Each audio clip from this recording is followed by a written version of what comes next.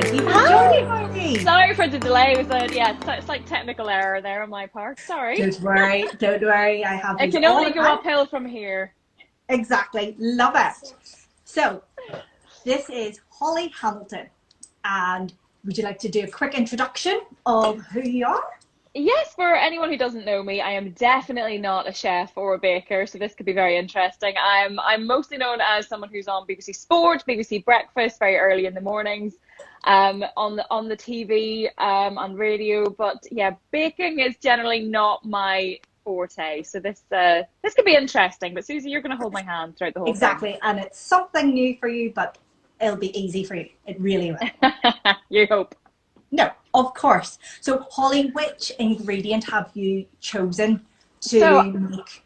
I'm going to go for some ham and cheese. I just feel like you can't go wrong with ham and cheese, can you? Absolutely. Oh, and I'm loving the plate, loving the heart plate. A lot of love, yeah, a lot of love for the plates.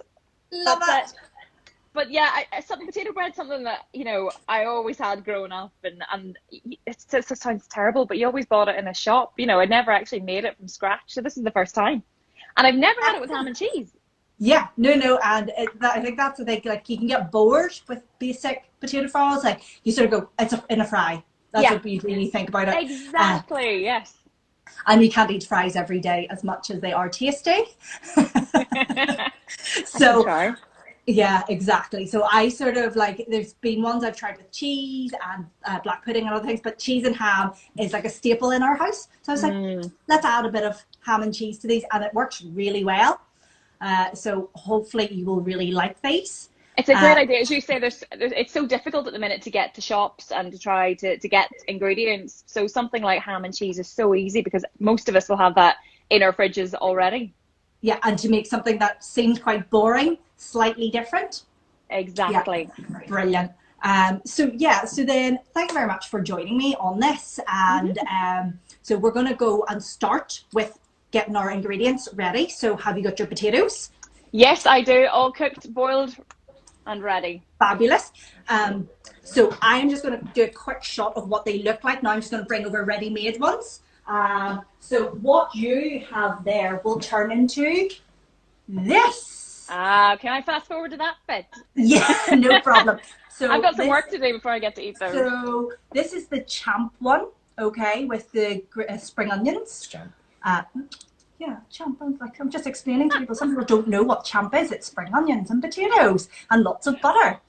This is the ham and cheese one, okay, and obviously once we cook it fresh, you'll see it.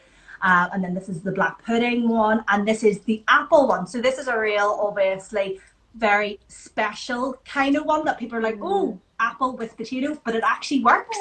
And over here, obviously, up north, there's quite a lot of shops that do kind of like a apple filling one. So I find that slightly too sweet for me. So I actually cut these up into little bits and put them in. So it's quite different, but with a lot of butter. It's really good.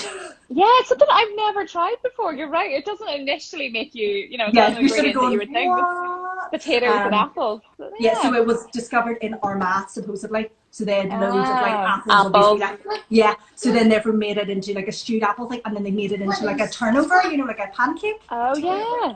Oh, I'm So definitely then, trying this next so time. it's really good, but I'm going to make, this is a quick version of it. Literally chopped up, cooked apple, and literally straight in and made into a potato fry. So it's quite good. Oh, that's Okay, so good. this is what we are going to achieve. So you've got the potatoes, okay, and then have we Potatoes got ready. the flour? Yes, got the flour, which actually is one of the hardest things to get a hold of at the minute. Yeah, so for anybody who doesn't know, who just has plain flour, you can actually make up self-raising with plain flour and baking powder. That's how simple Of it is, and course. it just that. And that is actually self-raising. So if you have baking powder and plain flour, you can actually make it into self-raising flour. That is such a good tip at the minute because if anyone has been to the supermarket recently, it's a little bit scary. But there was actually a queue in the bread bakery aisle for flour. Yes. So Oh my the guy in Tesco was unloading it off the trolleys and people were just taking it straight Grabbing. away. I'm sure.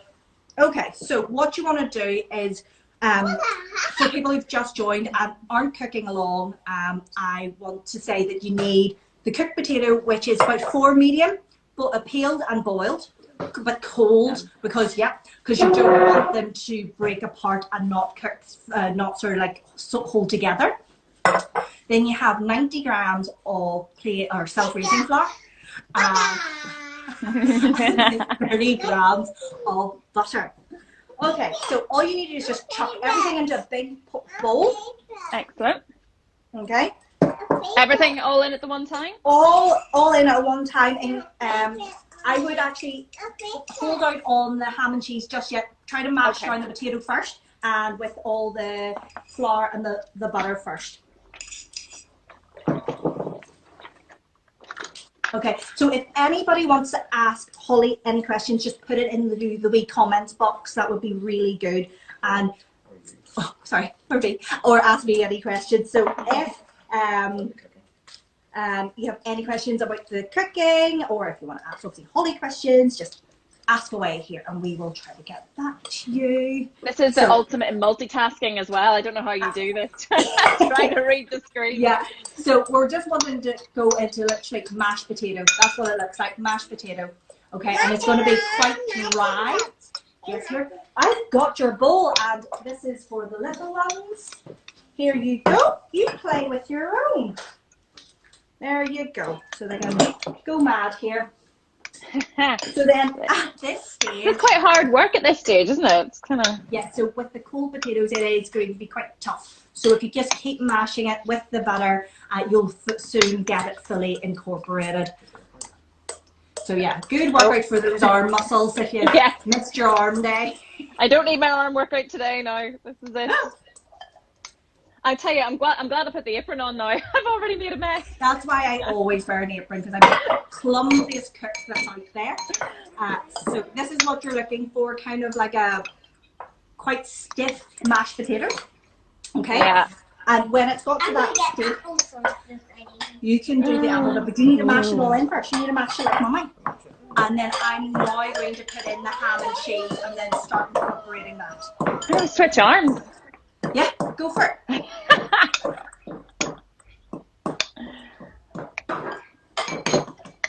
So how much, you sent me all the instructions earlier, but most people don't know how much butter. You don't need to, it doesn't seem like an awful lot, does it, butter? No, it doesn't. 60 grams? Yes, 60 grams for the 4 large potatoes, but what you want, that is literally just trying to bind it together. Yeah. So just to bind it together, and there is obviously going to be still moisture within the potatoes, so you don't want it actually to be too wet then, because otherwise you will actually get mashed potato. That's exactly what you get when you're trying to cook it off in the frying pan. So that's hot there. So what you want to do now is start heating through the pan on the hob. You want it to be quite a high heat at the moment, and then you want to turn it down because you don't obviously want them to actually burn. So I'm going to grease my pan first and then wipe off any excess sort of fat. So you'll see I'm using my trusty kind of skillet, so I'm literally putting on a bit of butter and then literally wiping it off, kind of what you would do for pancakes and stuff. Great. Oh, don't put ideas in their head now. They'll be wanting pancakes next. I know. Chocolate. Oh, I hear someone likes chocolate. Okay, so my son is going to do the apple stuff here. So so anybody who's on Facebook who's just joined in, I am having a live cook-along with Holly Hamilton on Instagram Live. So if you have an account with Instagram, please sign in over here. So I've got 2 phones going out, my husband's and mine going at once. This is ultimate multitasking. This is very impressive. Thank you, I'm trying. So Xander here has got the apple one done. So he is mixing well done. With the mashed potato and the flour and the butter. You are silly one. You're silly one, are you, sweetheart? I'm going to put a sock on the apple. He's going to put a sock on the apple. You see kids and their imagination. I'm messy. Okay, so he's got it kind of well incorporated here. I've got the ham and cheese one like that. So Holly, let's have a look at yours. Okay, so mine's starting to look like This, I've not added my ham and cheese yet. Yeah, so put in your ham and cheese. Put it now. If you think the potato is mashed mashed up I think enough. so. Yeah, I think it looks, there's a couple of little lumps in there, but yeah. So this is the kind of nice. Makes it seem more homemade. The whole point of it. Exactly. I'm going for authentic. Yeah. Brilliant. So, yeah. So anybody who's just joined there, hi Kristen. If you have a Instagram page, please go on and sign on to Instagram, because Holly is on the Instagram live with me over here. So you'll probably think I'm going crazy that I'm talking to air space, but Holly's actually there. I am here, I promise. I am here. Excellent. This is starting to look okay, actually. I was a little bit concerned when I first started out with the yeah. So the flour. It you looks good. get a dough that's pretty much, you can kind of handle it. It'll be slightly sticky, but it'll be like that. So what you want to do is now dust your work surface with a bit of flour. Okay, and literally flatten it out. Flour? Yep. So if you have a rolling pin, go ahead. But usually, if I introduce a rolling pin over here, there's usually a fight, so it's not even worth it. So I will just use my hands right now. So you just want to flatten it out to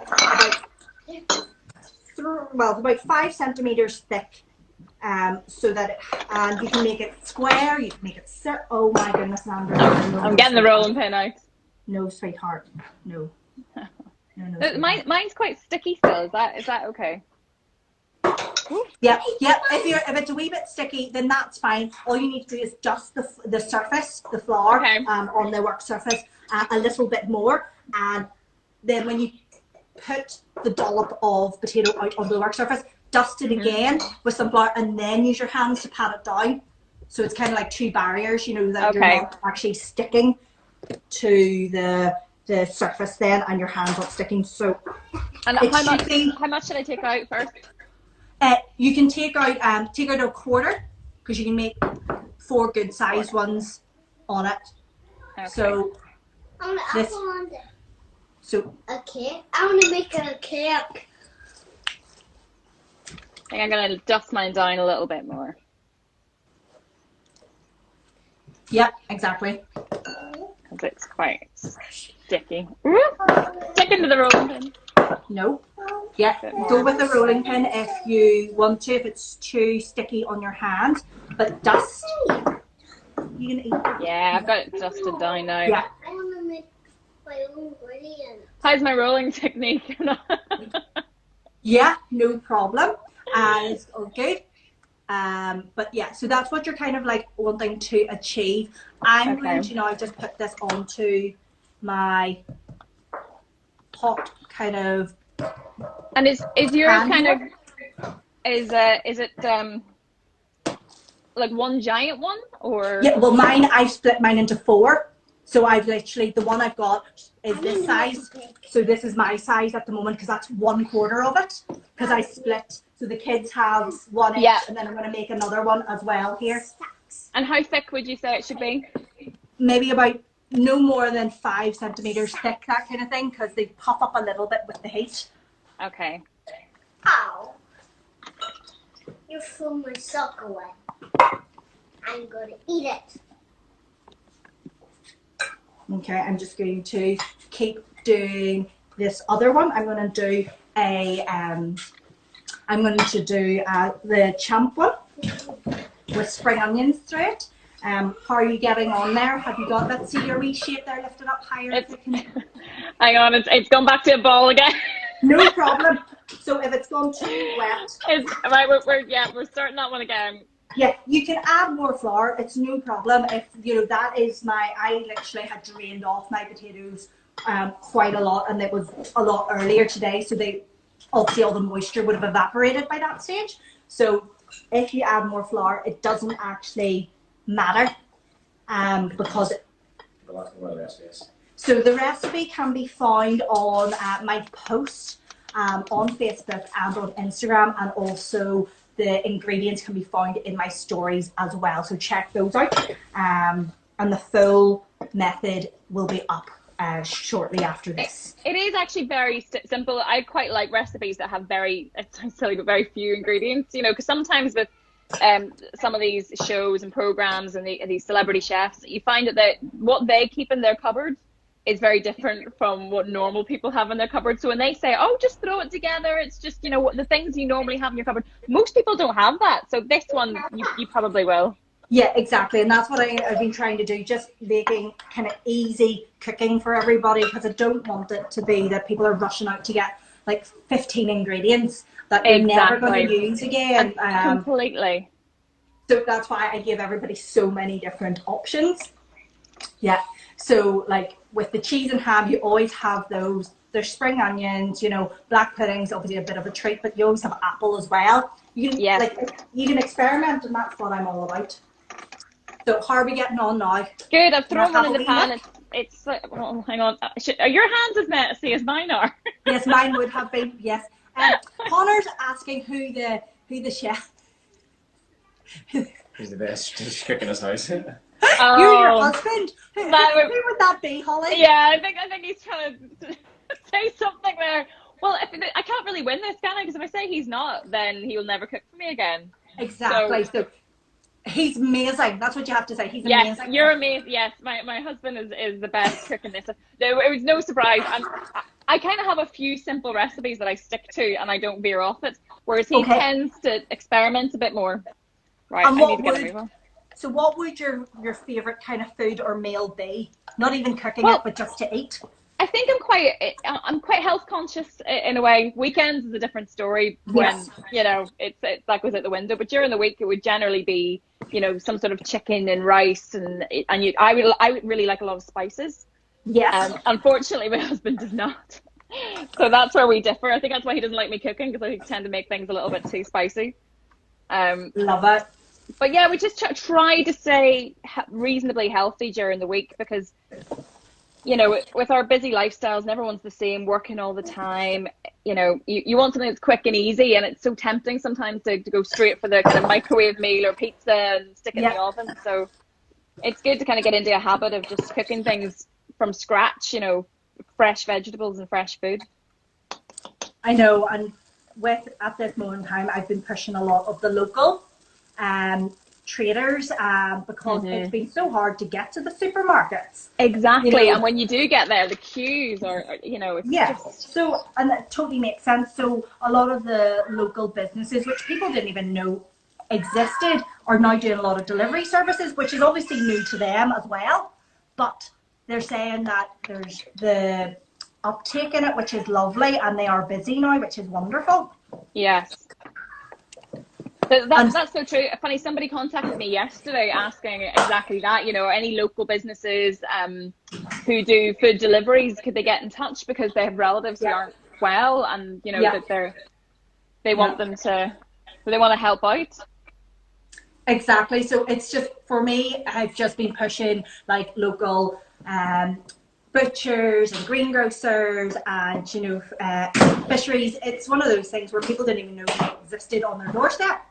And exactly. And quite a lot of these places actually produce for Tesco's and Sainsbury's and the big players, but it's actually from down the road.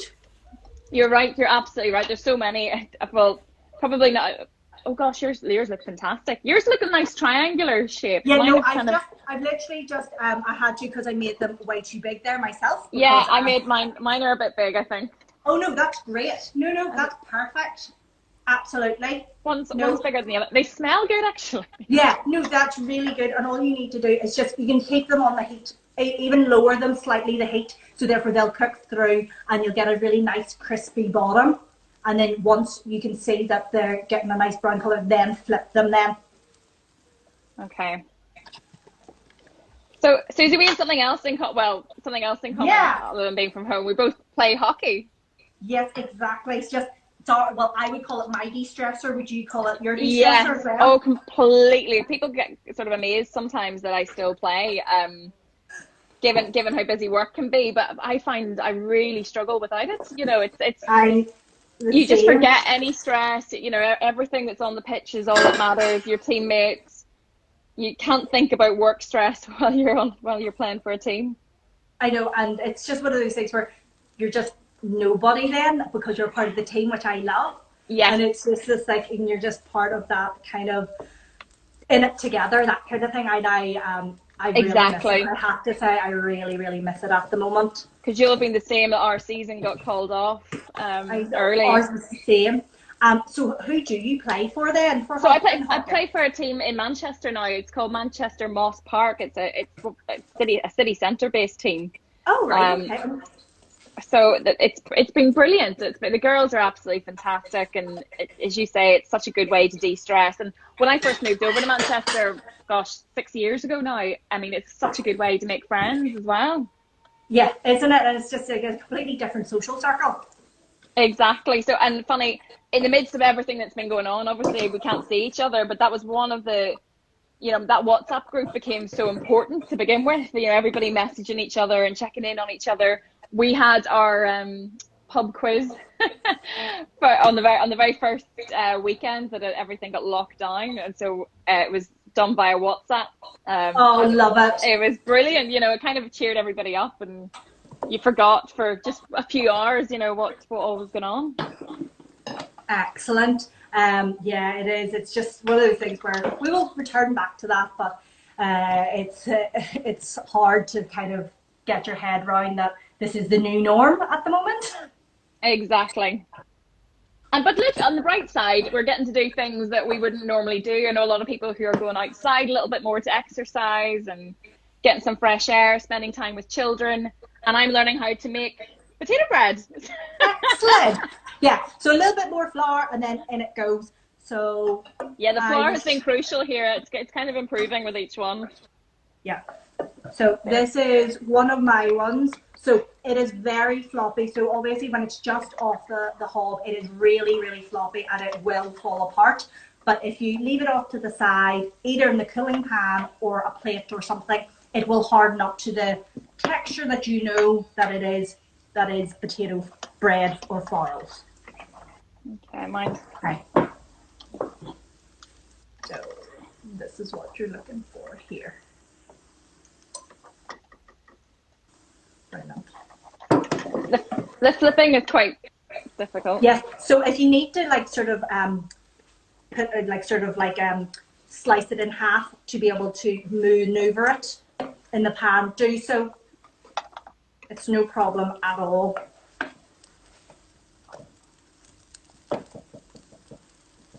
Mine are definitely thicker than I probably would imagine. When you buy them in the shop, they're obviously quite thin. You'll realize. Yeah. Maybe dust those off because I'll start sticking to everything else then. Oh dear. Right, I'll give them a little rinse. Perfect. Okay. Hang on, I've got one more to put it in here. I'm running out of room in the pan. They're ginormous. Yeah. So have you flipped them over yet? Yes, I flipped over one, so the next one's going to go over it. Yeah, and then, okay, so what does a normal day look for you in the life of the BBC presenter? A very early start. What's early? If I'm working on BBC Breakfast, then my alarm goes off at 3:44, the first one. 3:44? 3:44. Then the next one is at 3:47, and then 3:50 is the last one. And what time does that mean you have to get into? Where do you have to go to? So I'm only about 15 at that time of the day. Thankfully, there's no traffic, which helps. So I'm only about 15 minutes, a 15-minute drive into work, and then I'll try to get into work for about 3:30. So wow. it's an early start, but I'm quite an early person. Funny, okay. I was talking about this the other day. Whenever I was growing up, my dad's a farmer, so yes. I used to love going to market with my dad in the morning, and that was probably around about the same time the alarm went off. Okay, so about 3 in the morning. Yeah, so I think I grew up in that kind of lifestyle, shall we say, and I actually quite enjoy it. I think I'm actually more of a morning person. I'm not very good at late night. Oh, flip. So, what time would you have to go to bed? Well, can you function going to bed and then getting up at that 3? So, I think I have what I call a little bit of FOMO as well, so I struggle going to bed.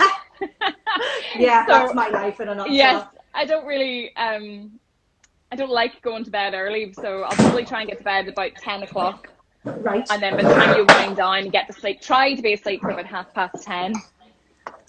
So you get about, 5-6 hours of sleep, maybe on a good day. But what I do love is a nap during the day. Oh, I dream about those days. Yes, I'm sure they're very difficult for you. I dream about those days, and now that both of my children are very early wakers, so it's I've forgotten what it's like, but it is fine. This will all pass. It will. It'll go so quickly. No, I can't even imagine any one of my friends, or any of my colleagues who have children. I don't know how they do it. I really don't. Yeah, well, do you know what? You just get used to it, and you just live in this constant kind of sort of empty kind of deficit of sleep kind of pattern, and when you do get sleep, you actually feel strange. You actually do. Yes, I know. I can relate to that feeling. Oh dear. So how have you been getting on with the kids? Have you been homeschooling then? And luckily, my husband is a teacher, so he is loving it. So that bit's sorted. But I am a complete, a person who needs to be out and about.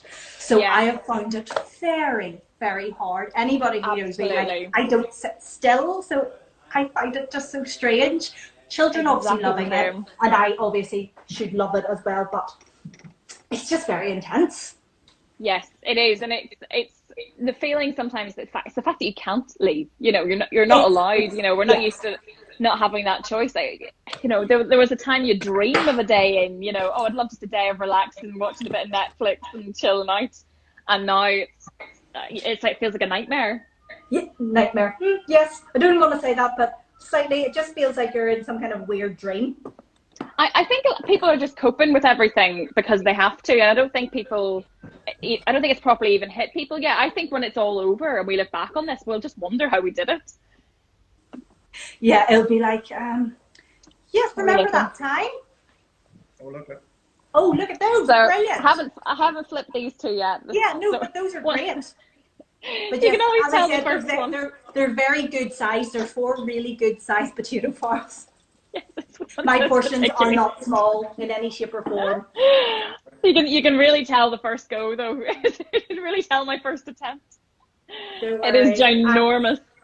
I have many kitchen disasters or just things that I think it's yeah.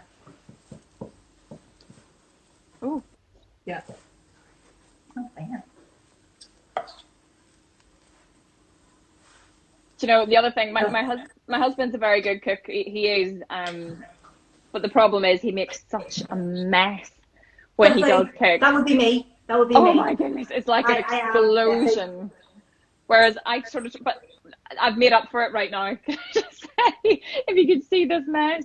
Yeah, this is literally. No, I shouldn't have touched my phone. Now I've got potato on my phone. Don't worry, my phone is constantly covered in crumbs, or well, my children sort of like just their sticky fingers and just kind of like, I want to see it. So yeah, it's my life is all about mess and food. Oh, it's brilliant though. Oh, that's no bad thing. If you say it like that, that's not a bad thing, is it? Life is just about food and mess. I love it. Right, I'm just gonna. Right, this one needs flipped, and I've got no room.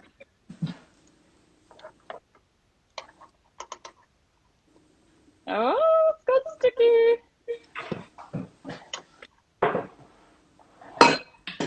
So I'm sure you've met lots and lots of really cool people. Anybody who you would say, that you really wanted to and have met, whether they inspired you or.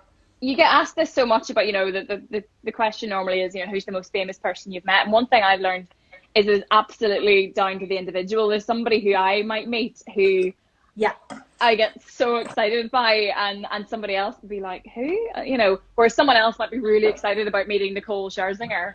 Yeah. And I wouldn't be that overly excited, even though she's probably the most famous person maybe that I've met. But for me, it's more about when I meet, like they probably could be watching this now, but someone like the Ireland hockey team or, you know, Team GB hockey team. Absolutely. And I get a little bit fangirly in those situations. Love Or it. obviously football teams, and it's usually sports personalities for me that kind of, Yes, totally you know, understand. excite me. Yeah. Whereas this whole celebrity thing wouldn't do as much for me. But you're a But celebrity. no, So I could you fangirl do. you. I could I fangirl don't think so. Oh dear. No, I don't think I could ever consider myself in that way. Okay. I So don't. I think being from Northern Ireland, you never can really. You'd never be yeah. allowed.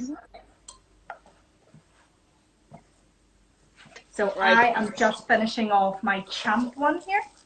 I am struggling with flipping this one. This is. Ooh, no, it's torn. Oh no, use a knife. Can you use a knife to help you? I've torn one too here too. Okay. I knew it. I was trying so hard there, and it just wasn't working out. It's pliable. What's wrong? It's pliable. Yeah, it is pliable. It is, yes. Sorry, I've got my husband inputting here. Right. That one. Oh.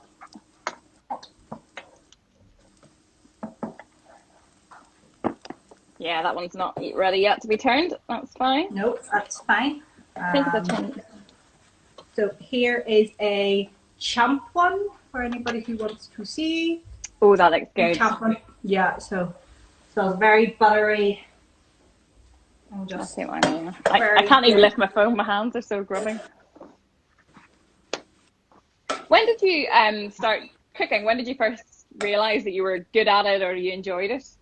Oh, I don't know whether, yeah, I wouldn't say like knew I was good at it. I just knew that I liked cooking from pretty much at school, like young school. You know, like we obviously had HE and stuff, but in my primary school we did like cooking classes after school and during school. But then also because of mum and dad and our takeaway, I was just always around food. Yeah. So I just ended up learning to cook. And the last year that my mummy was alive, she passed away when I was 16, and my sisters were all at uni or in Scotland working. And I got a whole year with her learning other skills, like more sophisticated and kind of better techniques of cooking. And I never considered it as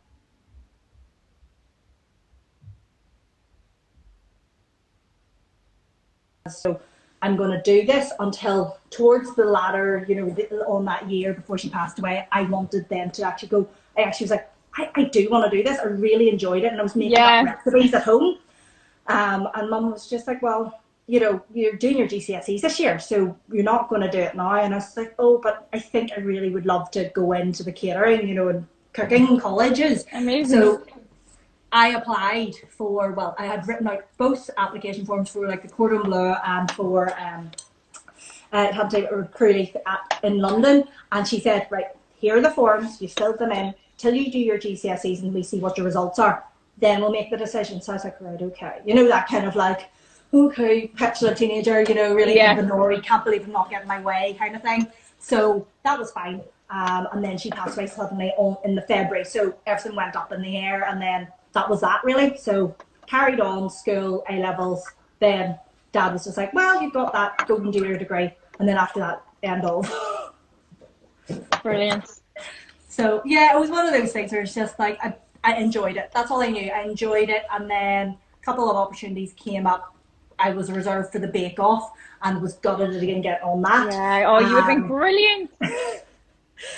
Yeah, well, I don't think I was unique enough that year because I was first reserve, and there was another person which I think they were more unique than I was. Or unique, that's a good word. That's a great word. Exactly. My husband would use a different word. So how did you end up doing TV, or considering this is what I wanted? Because I know you were on the radio. You were Cool FM, weren't you? Yes, that's right. Yeah, many I remember years actually ago. listening to you. This is the funniest thing, because it was just obviously later on, you know, years on, you're just like, she was the one who was on Cool FM. I listened to her every morning. You know, you're kind of one of those. Well, funny. That's the one thing that came out of that was that's where I met my husband. I know. Yeah.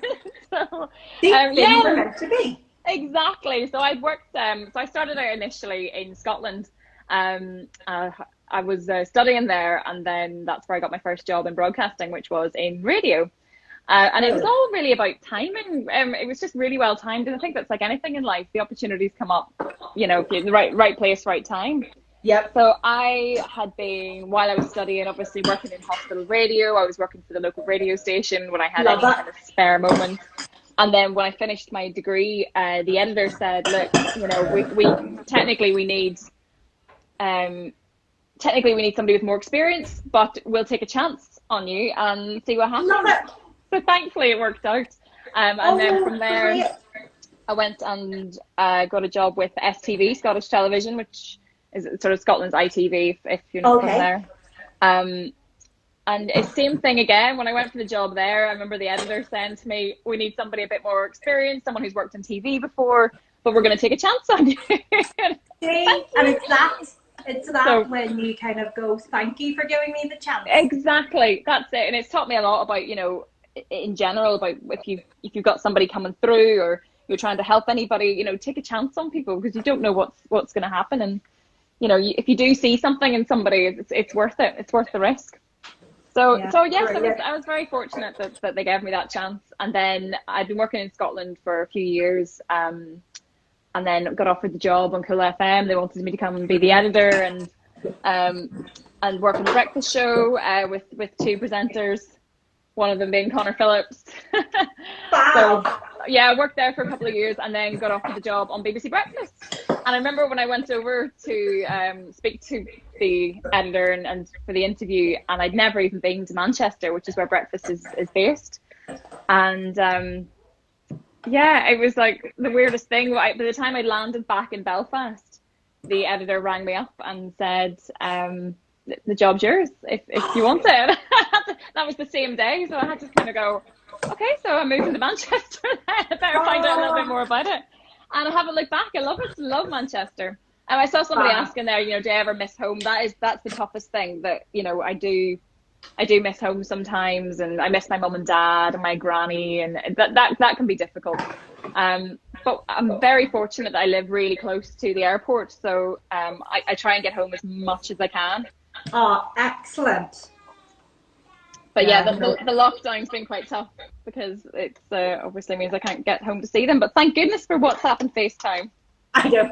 It's this new platform of meeting your family, and, you know, just it's quite funny, because obviously you're just dialing in at the most random times of the day. Do you know? Yeah. Well, it's funny trying to even coordinate the whole family together. My brother lives in New York, and my sister lives in Glasgow, so even the kind of the time difference there, it's a bit of a message, right? What time of the day is everybody free, you know, to have a chat? Oh my goodness. So this is the apple one I've just finished here. So I want to see this. Let me see. So literally you can just see the specks of the apple. Yeah. So the apple had been softened down, and literally just, you can do it in the microwave. That's another quick thing if you want to chop. Oh, look at those. Starting to look the part, aren't they? Yeah. Absolutely. Yeah. So one's looking a little bit anemic. Yeah, they're super gigantic. But do you know what? They'll be super tasty. Northern Irish portions. Yeah, this will keep me fed for the next week.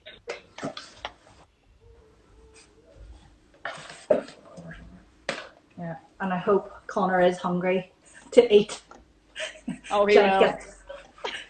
Gigantic portions. They are huge. So should I have made them a bit smaller, do you think? Maybe. I've just realised my pan is actually quite big, so then I will put that up as a note maybe for people for when they're cooking them later on. My pan is actually gigantic. I've just realised that. This is one of these old school granny frying pans. Yeah. Literally, this was a wedding present. You know, one of those things you just say, I'll just add that on. Yeah, exactly. That looks nice. Bring it out once a year for Pancake Tuesday, and I can't remember what I was doing. No, it was the very first Cookalong I did, and I needed a frying pan. And I was like, I could do this, because bringing the kids, because I've got a gas now, and the kids, I didn't want anybody to catch on fire. That would not be good. So I thought, right, you know what can I do? So I brought this out, and it is the ugliest thing in the world, but it's very practical.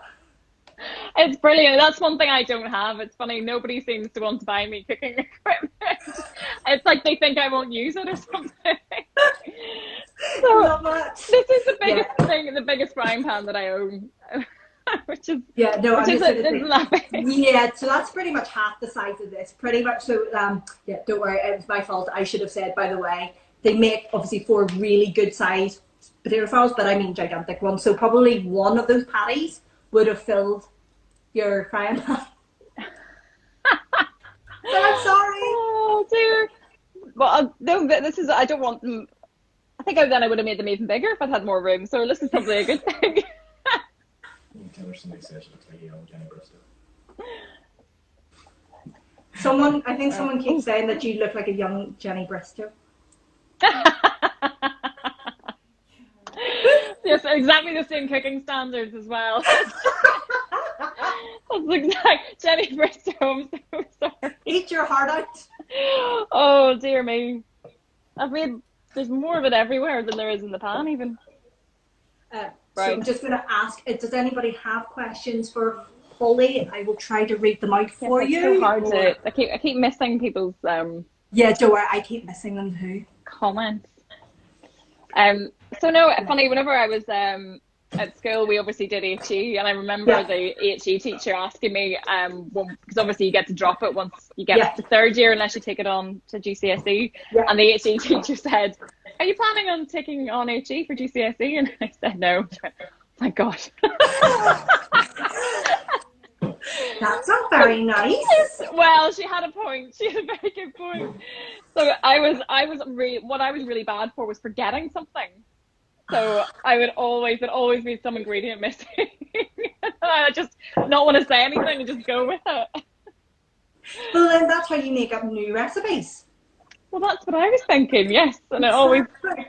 It never looked. Do you know what? It never looked right, but it always tasted good. That's my logic. I think that's where people sort of go, I don't have this one ingredient, and they stop cooking it, or they refuse to, and then they're like, oh, I've all this leftover ingredients because I never got to make this. And I was like, well, make it into something else. And they're like, oh, I never thought about that. All right, let's see if we can flip. This one, I think there's this one in particular does not want to be flipped. The one that broke earlier. Still. Oh no, it's fine. Then break it into 2 then. Someone's asked, a guy called Security has said, which sports story was the best sports story you've reported on? Ooh. Now, every year, and this is a tough one because I get to do Wimbledon, and Wimbledon is something, it's a little bit special. I think I love anything that's to do with football. I absolutely love it, and I love covering it, and particularly if I get to go and cover my team, or it's a dream. That's quite surreal. And you do get a few kind of pinch yourself moments, but there's something about Wimbledon that is just so unique and so special. I had never even been to Wimbledon before I actually worked at it, so I've only been there in a work capacity.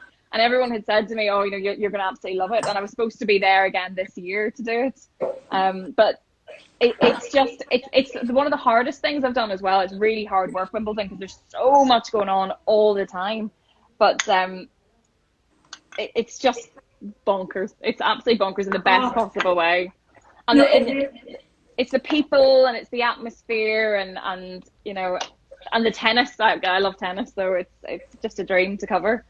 But no, there's so many, and there's a dream as well would be to do the Olympics. I've never been able to, never gone out to cover the Olympics, and obviously everything's gone up in the air this year, so it'll be a very strange year, 2020. I can't see much happening in terms of major events until everything's been pushed back until next year. So it's very, very surreal at the minute, and it's reminded us all how much we need sport, and how even people who aren't, I would say, massive sport fans, everyone is kind of, it's like it's not the weekend without it. It's a hard thing to describe. Yeah, and I think also it's just taught people, being told obviously you're not allowed to go out more than once a day, that how important even the walk or the run is to your well-being. And I think that's where people they just took it for granted, completely took it for granted. It's funny because you're right. People, for me anyway, my gym workout or my run or whatever I'd be doing, it used to be that would be the thing, right? Let's get it over and done with. Let's head out in the morning.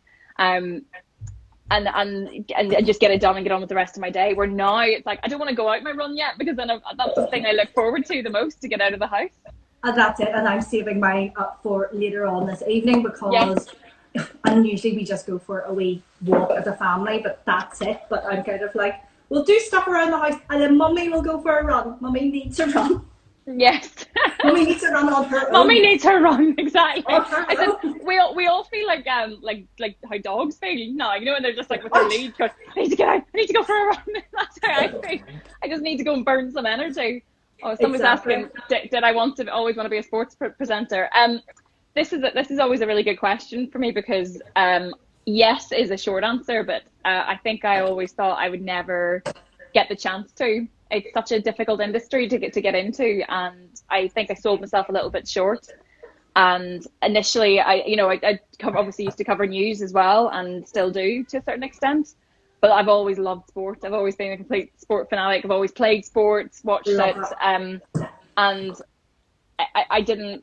It was actually somebody else who came to me and said, look, you know, every story that you pitch has some sort of sporting element to it. You know, you're always at sport, you play sport, you know, would you not be interested in doing more of that? Well, yes, definitely. Of course you were. Absolutely. So it was actually at the last Olympics, that when I was working for BBC Breakfast, that they asked me to cover, you know, the how did I put this? I didn't get to go to Rio, let's put it that way. I was kind of covering the sports from within the UK. So if Max Whitlock was competing, then I'd be at his gym down in Kent, you know, that sort of thing.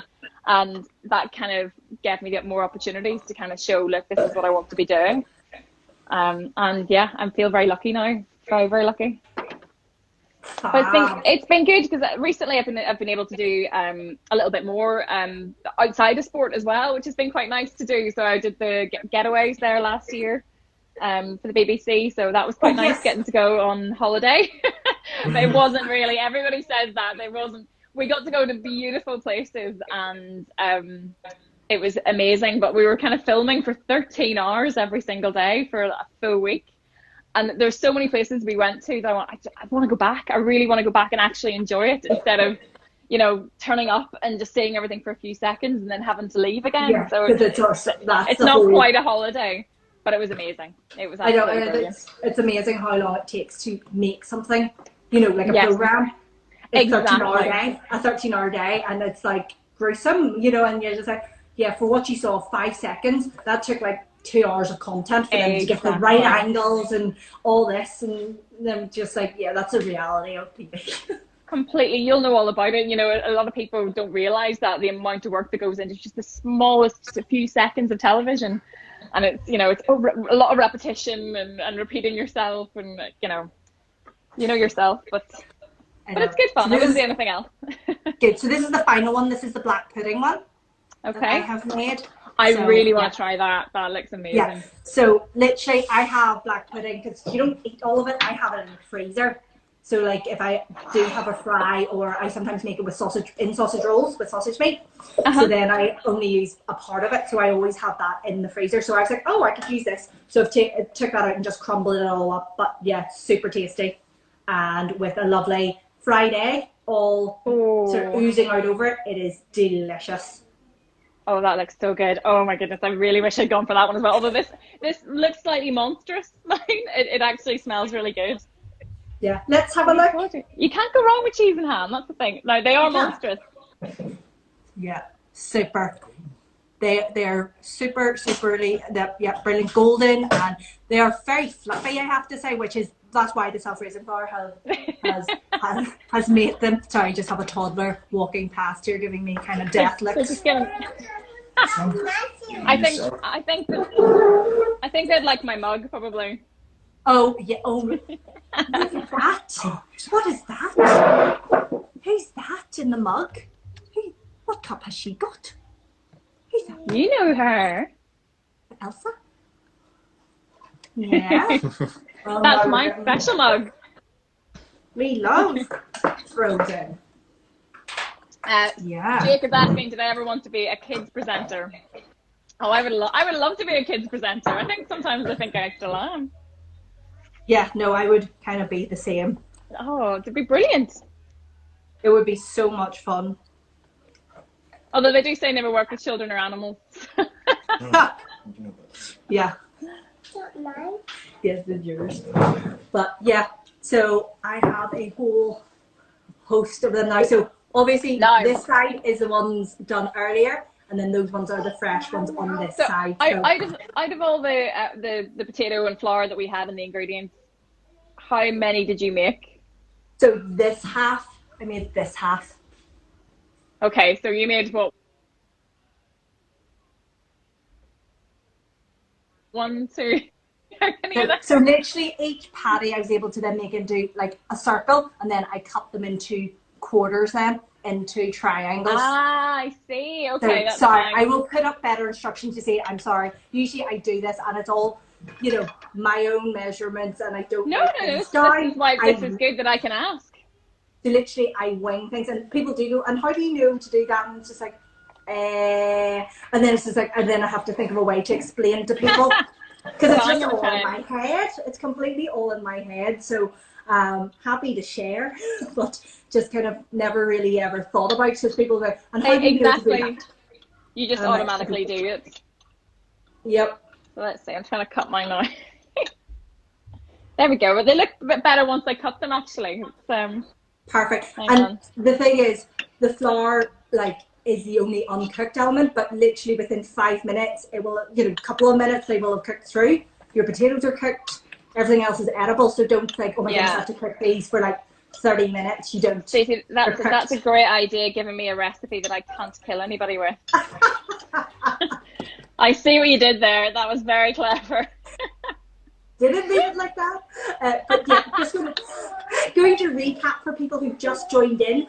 I am making potato farls in 4 different options with Holly Hamilton, the BBC Sports presenter.